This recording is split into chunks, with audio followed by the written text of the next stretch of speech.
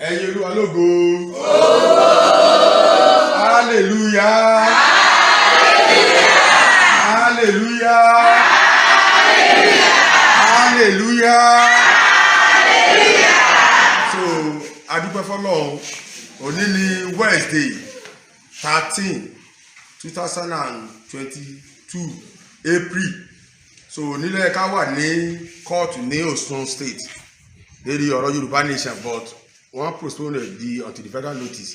Àwa ò pé ká kó lọ́sùn so that ká máa bọ̀ wá sí Ọ̀yọ́ State láti wá rí evangelist wa, pastor wa Babatunde Olóòlúwa Ìsíkẹ́, torí náà àwọn pastor tọ́lọ́run gbà fún ní Ọ̀yọ́ State náà ìlú ẹ̀ náà ni wọ́n wà tọ́lọ́run sì ń dá lóhùn. ẹ wo ara tọ́lọ́run dá fún wọn nínú bíi ẹ wo nǹkan tán ṣe nígbà òjíṣẹ́ Ọlọ́run. Sòkòtò jẹ́ ká wá bí lónìí ni pé lọ́rọ̀ Yorùbá Nation, ẹlòmíì kan gbọ́ Yorùbá Nation bọ̀ tá a bá máa tójú bọlé ká máa ṣàlàyé fún abọ́rọ̀ Yorùbá Nation tó pé ó tó gẹ́ lórí ọ̀rọ̀ àwọn ìjọba amúnisìn, ó tó gẹ́ lórí ọ̀rọ̀ àwọn pé kidnapper, terrorist oríṣiríṣi àfẹ́kọ́ wálẹ̀ Yorùbá, òun ni a fẹ́ fi gba òmìnira.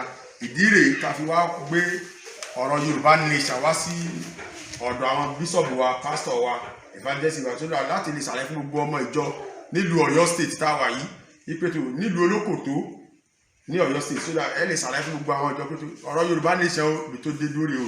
So pásítọ̀ wa, ọ̀rọ̀ Yorùbá Nation ṣé ẹ faramọ́ ká gba òmìnira? ọpẹ́ tèmi ti ń sunkún rẹ. ẹ̀yin Olúwa lógo. ẹ̀yin Olúwa lógo. Hallelujah.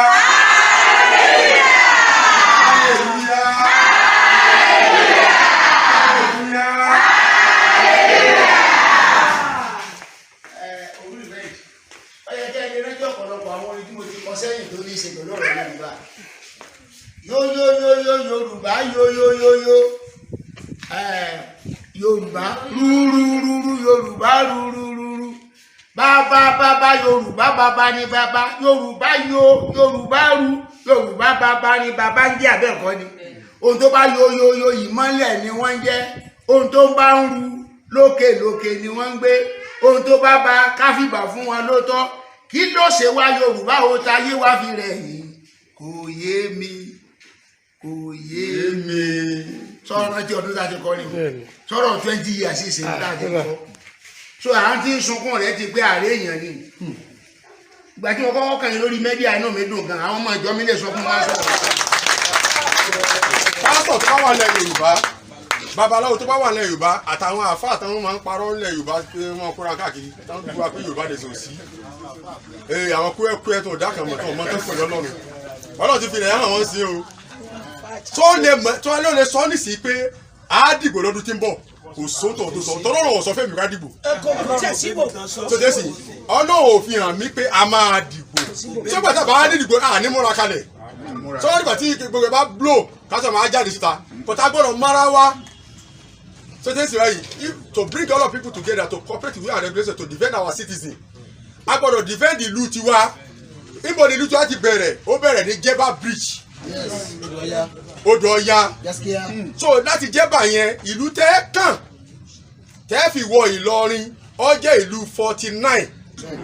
Ọba tó wà ní boundary wa yẹn, wọ́n pè ọba yẹn ní Abdulkadir Alabi Adeba, ọba aládé ni.